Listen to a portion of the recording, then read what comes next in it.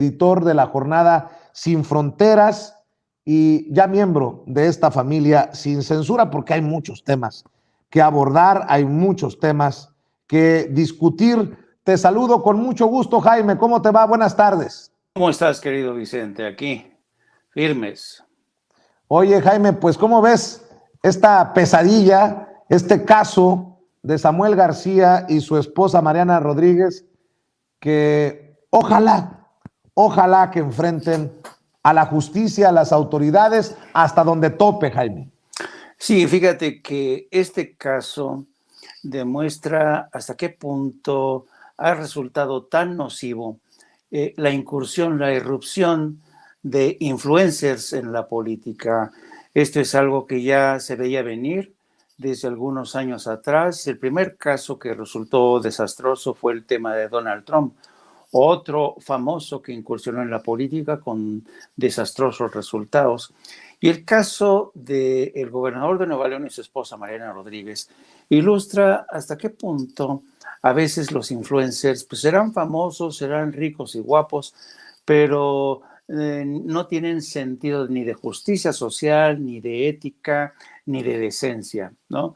Yo creo que, pero este es un tema que se explica, querido Vicente, porque en las últimas décadas instituciones como los partidos políticos, incluso la clase política, se encuentra de capa caída y mucha gente cree que famosos y ricos y guapos como Samuel García y su esposa Mariana Rodríguez deben de saber algo del éxito porque se les ve, son ricos, son bellos, dentaduras perfectas, así es que son exitosos.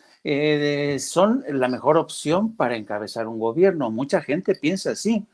Entonces, esto te demuestra el nivel de desinformación o de frustración de los ciudadanos frente a la clase política, a los partidos políticos, y se han abierto paso poco a poco este tipo de personajes en todo el mundo y en México, con el caso de esta mancuerna diabólica que adoptó, yo diría secuestró a un niño durante un fin de semana para sacarse fotos. Yo recuerdo hace aproximadamente, querido Vicente, unos 20 años atrás, el cineasta Michael Moore, para denunciar este aumento de la frivolización en el ejercicio de la política, Michael Moore se dio a la tarea de presentar como candidato al Congreso a un ficus, a un arbolito, por el estado de Nueva Jersey. ¿Y qué crees? El ficus ganó en unas elecciones. Entonces esto te da la medida del grado de desencanto, de desilusión, de frustración de los ciudadanos. Y a veces los ciudadanos escogen ahora a los políticos ya no porque por su plataforma política, por su diario político, no. Escogen, es como si tú cuando vas al supermercado escoges la botella más linda, más chula, que te ofrece un shampoo, un perfume. Así ahora se eligen a los candidatos. Productos del marketing, productos de las redes sociales, productos de Instagram, donde solamente te venden imagen, nada más. Son productos sin alma, ¿no?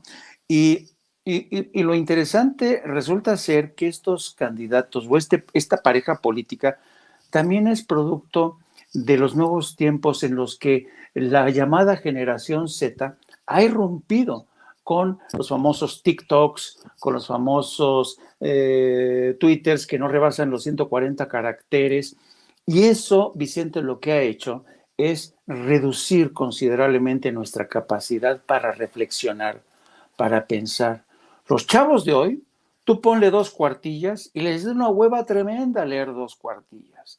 La capacidad de análisis, de reflexión, de pensar las cosas, parece que se está difuminando. Y entonces, producto de este ambiente de incapacidad de los ciudadanos de reflexionar, de voltear hacia los exitosos porque creen que ese éxito equivale a éxito en la política, pues da muestras que no funciona. Entonces, el numerito de Samuel García y su esposa es producto de los tiempos de la frivolidad política que desafortunadamente se está abriendo paso. Esperemos que este tipo de personajes no sigan abriendo paso, Pero a mí, incluso, ¿qué quieres que te diga? A mí me da hasta pena ajena pensar en los regiomontanos. ¿Cómo es que eligieron a esta pareja que va de despropósito en despropósito? ¿A quién se le ocurre? ¿A quién se le ocurre sacar a un niño del DIF para llevártelo prestado a tu casa y sacarte fotos para Instagram? Así es que hay que poner atención sobre este tipo de prácticas, pero sobre todo del fenómeno que ojalá que no avance en México, pero dado el mal prestigio de nuestra clase política, dada la calidad tan desfavorable de los partidos políticos, que todos están de capa caída, yo sospecho que poco a poco van a ir incursionando este tipo de imágenes, de figuras, para irrumpir en la política de hoy en México. Hablando de frivolización, de banalización, ¿no cabe aquí también esto de al chipotle o al chipotle, este spot pedorrísimo del INE? La verdad, a mí en lo particular me parece una mala copia de al chile. Ojalá que Meme Yamel revise cualquier situación legal que pudiera existir, pero tenemos un videíto ahí de unos segundos. En el INE México, el de Lorenzo Córdoba, sacan a este personaje, a esta caricatura, al chipotle. Pónmelo ahí, mi querido Luis, para leer. A ver si tenemos por ahí el tuit, querido Luis, que me acabas de poner. Al chipotle, personaje virtual del INE que combate la desinformación, te explica de manera confiable por qué ni el instituto ni las elecciones en México son los más caros de América Latina. Peras con peras. O sea, sacan a un personaje en momentos tan álgidos del debate, sacan a una caricatura para que dé la cara por el INE. Yo pregunto si esto no es también hasta la chatarrización del debate político y público en nuestro país. Si tienes el video, suéltalo, querido Luis, y ya lo comento con Jaime. ¡Al chipotle! ¿A poco se creyeron eso de que el INE es el instituto electoral más caro de América Latina? El INE, además de organizar elecciones, emite credenciales aquí y en el extranjero, capacita a personas para que integren las casillas, fiscaliza ingresos y gastos de partidos políticos, administra tiempos en radio y televisión, además promueve la educación cívica y la participación ciudadana. Todo eso no lo hacen otros organismos en América Latina. No se dejen engañar. ¿Qué chingados es esto, Jaime? Y además, también lo van a pagar con dinero tuyo, con dinero mío, con el dinero de las y los mexicanos, porque no es gratis. No, yo creo que esto es, como tú bien dices, es un subproducto, es chatarra política, yo no sé si incluso si llamarlo político, pero eso te habla de la escasa imaginación que tiene la gente del INE.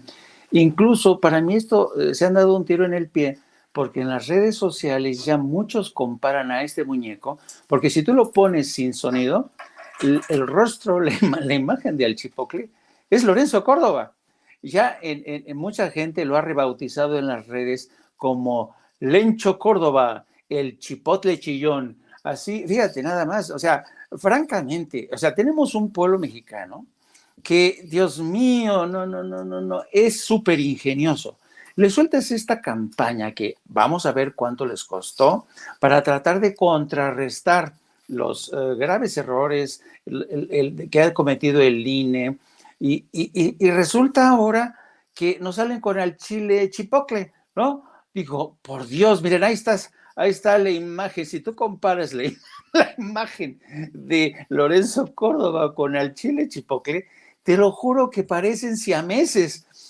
Entonces en las redes sociales ya se les está revirtiendo esto, ya se les está, y le llaman ya a Lencho Córdoba el chipotle chillón, y ya se le quedó el chipotle chillón como sobrenombre de Lorenzo Córdoba.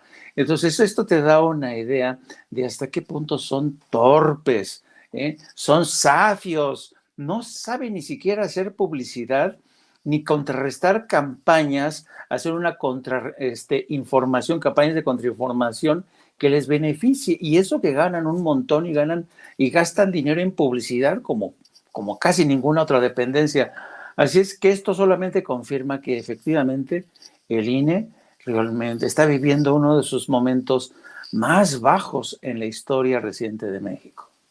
¿Y qué me dices del momento que está viviendo el PAN, mi querido Jaime? Te lo pregunto porque me acaba de mandar la nota nuestro querido Mario Toledo, nuestro jefe de información, y dice: senadora expanista que criticaba a Morena se suma a la 4T y pide integrarse a la bancada del Partido del Trabajo.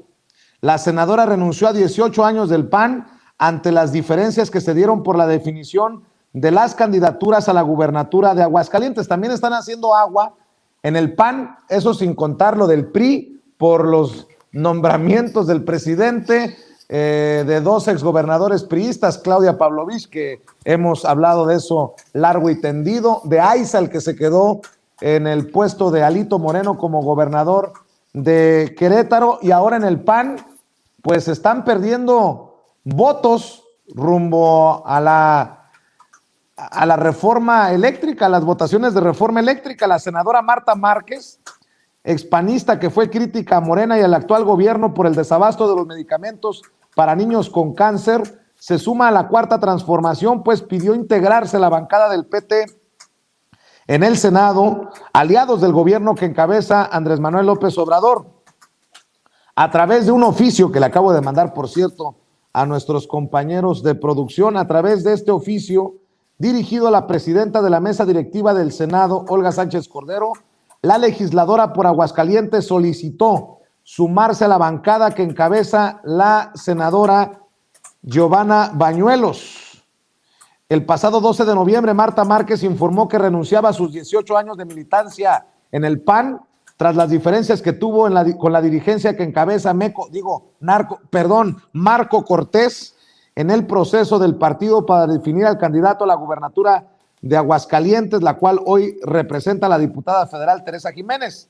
Y bueno, pues ahí está el documento, dice: Marta Cecilia Márquez Alvarado, senadora de la República, pide en asunto solicitud de integración al grupo parlamentario del Partido del Trabajo y dirige el documento a Olga Sánchez Cordero.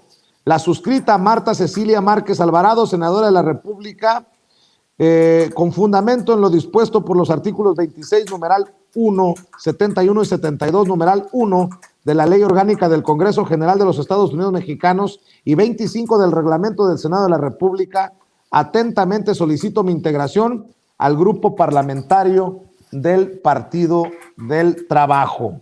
¿Cómo entiendes estos cambios, Jaime? De plano, estamos en el proceso de desmoronamiento del PAN, ¿o no es para tanto? ¿Estamos ante el proceso de putrefacción del PRI o no es para tanto? No, yo creo que sí, yo creo que tanto el PRI como el PAN últimamente han dado muestras de ser dos partidos que poco a poco están demostrando ser dos gigantes con pies de barro. Poco a poco se van desmoronando. No sé cuánto tiempo les quede de vida, pero es un hecho que este transfugismo tanto del PRI como del PAN demuestran hasta qué punto muchos ya se han dado cuenta que el agua está haciendo, esa embarcación tanto del PRI como el PAN está haciendo aguas por todos lados y muchos empiezan a saltar. Y aquí, fíjate que yo creo que para hacer análisis político hoy en México es de lo más entretenido que te puedas imaginar, querido Vicente.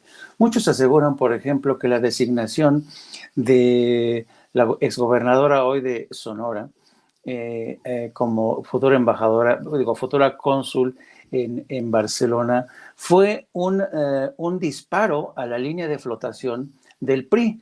Y el presidente a lo mejor tenía esta intención para abrir más las fisuras de ese barco del PRI, porque se ha desatado, oh Dios mío, una guerra intestina en la que los van a expulsar, ya no vas a regresar aquí, ya le dijeron a Claudia, tú te vas y ya no vas a regresar.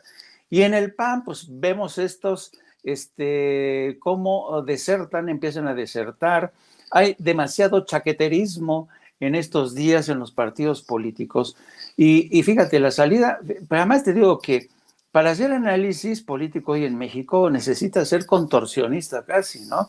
Porque tienes que empezar a decir, a ver, ¿cómo es que se va Claudia a Barcelona en medio de cuando el hoy gobernador de Sonora le decía que la acusaba de corrupción? Bueno, el propio Alfonso Durazo hoy haciendo contorsionismo político para desdecirse lo que dijo, dice, donde dije digo, dije Diego, así, no dije Diego, ¿no? Y entonces ahora resulta ser que no, vamos a investigar, pero ya no le tiene la ojeriza que le tenía a Claudia Pavlovich. ¿Por qué? Pues por obvias razones, porque el presidente había dicho, estate quieto, Alfonso, ¿no?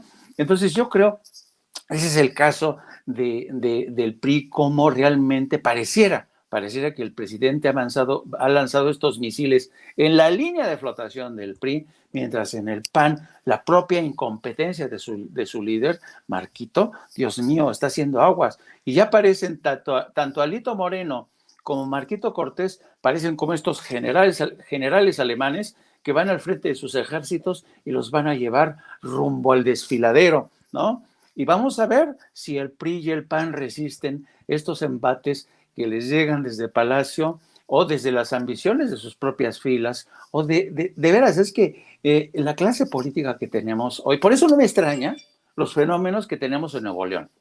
La gente ya está harta de esta clase política, ¿no? Y voltean a ver a los ricos, a ver si nos salvan estos. Y es lo mismo que pasó en Estados Unidos, cuando muchos voltearon a ver a Donald Trump, que tenía dinero, una mujer muy guapa, y dicen, no, pues ha de saber de éxito, ¿no? ¿Por qué no apostamos por él?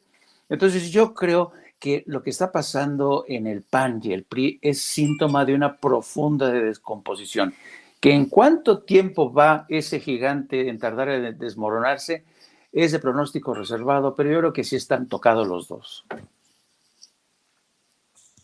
Así es. Déjame leer a Hilario Hernández Andaverde. Dice, Vicente, ¿de qué lado estás tú? Vicente, ¿es bueno o malo para la reforma eléctrica y necesario para la reforma electoral?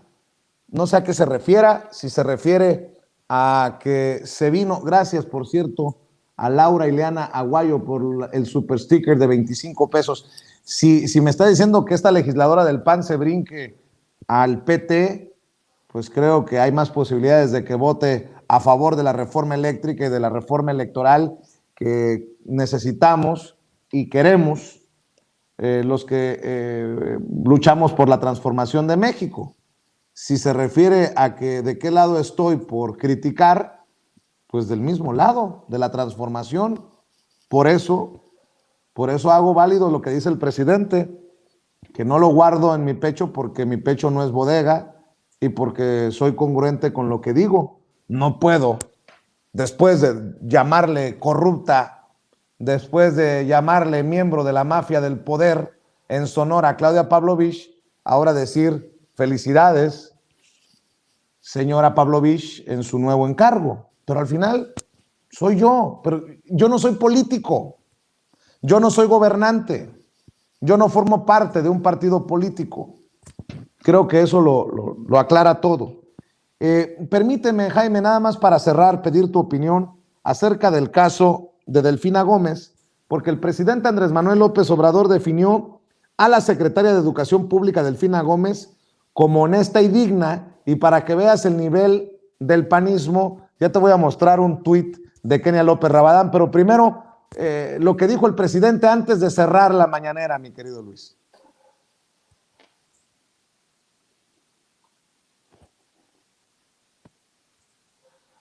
Luis,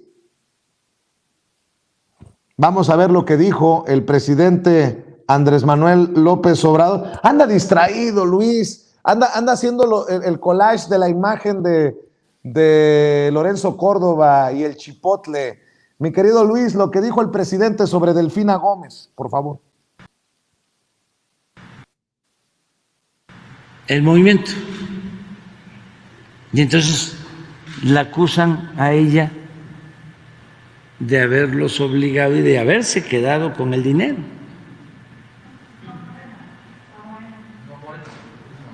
¿Cómo? Sí, sí. Entonces, esta señora Esta mujer es honesta, digna, es un ejemplo. Me siento orgulloso de que sea la secretaria de Educación del Gobierno Federal. Entonces, no está de más que yo dé mi opinión, respetando la opinión de todos, pero ella sigue viviendo en Texcoco, en su misma casa, nada que ver con los que han actuado como secretarios de Educación Pública en otros tiempos.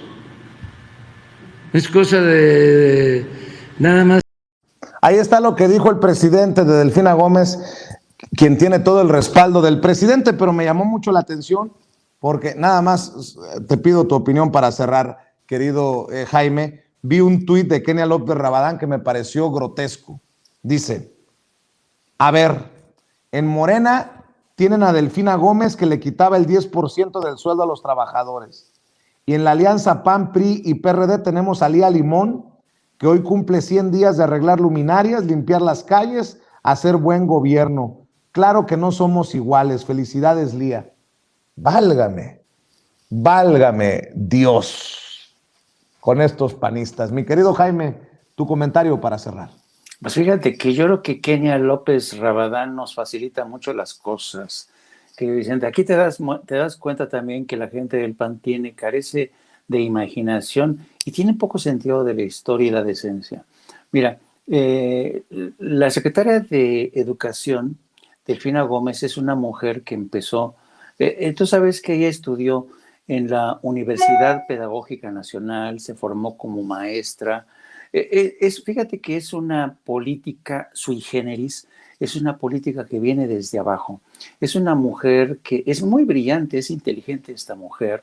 Y la verdad, nadie se esperaba que alcanzara este cargo como secretaria de Educación Pública, pero yo lo celebro porque por primera vez en mucho tiempo una mujer que conoce perfectamente a la Secretaría, ¿sabes? La Secretaría de Educación Pública es un microcosmos muy complejo. Entonces, esta mujer se ha pateado las escuelas, sabe el grado de dificultad que supone enseñar en un salón con niños y además enseñar en este país con tantas carencias, con hambre. Es una mujer que conoce, que viene desde abajo, se ha pateado el suelo. Entonces, compárala tú con Lía Limón, como le está haciendo Rabadán. Digo, por Dios, no resiste el análisis. Lía Limón, una chica guapetona. Lía Limón, cuando era Enrique Peña Nieto, presidente de gobierno, no, llegaba a Washington, tirando, ya sabes, ella toda bella, le gustaba que le entrevistaran, ¿me entiendes? Cuando me acercaba yo, me acuerdo en Washington, cuando me acercaba ella, me agarraba del brazo. Querido Jaime, ¿cómo estás? Dime, ¿en qué te puedo servir, Jaime? O sea, este tipo de políticos que son personajes rastreros, que no tienen sustancia, no tienen consistencia. ¿Y Kenia Rabadán se le ocurre compararla con una mujer como Delfina Gómez? Por Dios, ¿no? Digo, ¿en qué país estamos? Y esto te da la medida de la escasa inteligencia de Kenia Rabadán. De veras que Kenia Rabadán, yo no sé qué problema tiene. Es una mujer que es una francotiradora que dispara porque sí, pero sus cargas son como, ¿sabes? Son de fogueo. Dispara, pero no hace daño porque se topa contra la pared. Mira que disparar contra esta mujer que, imagínate, en el Estado de México, una mujer que ha surgido desde abajo y se ha fogueado en la política en el Estado de México, Vicente, que para entrarle ahí, en ese rodeo, tienes que tener la piel muy dura, ¿no? Entonces, para mí, yo creo que es una equivocación de Kenia Rabadán y yo celebro que el presidente de México haya salido al paso de esta campaña contra la Secretaría de Educación y le haya dado su lugar y ha dicho por primera vez en mucho tiempo tenemos secretarios de Educación que la verdad, porque a ver, dime tú, el último secretario de Educación, el que está ahora como embajador de México en Washington, no hizo nada, absolutamente nada. Entonces, y tampoco como embajador. y tampoco como embajador, ¿no? Porque como embajador, a ver, fíjate lo que me cuentan mis colegas en Washington. Lo primero que hizo Esteban Moctezuma al llegar a Washington, ¿sabes qué hizo? Fue pactar una entrevista tete a tete con el corresponsal de TV Azteca. ¿Por qué habrá sido? ¿No? Porque claro, es amiguito de Ricardo Salinas. Entonces ahí te das cuenta de cómo Esteban Moctezuma Barragán, y muchos me cuentan también que cuando Esteban le pidió al presidente moverse a la Secretaría de Educación Pública, a Moctezuma no le gustó demasiado la idea, pero mira qué bueno que se fue, porque prácticamente su paso por la SEP no dejó nada en absoluto.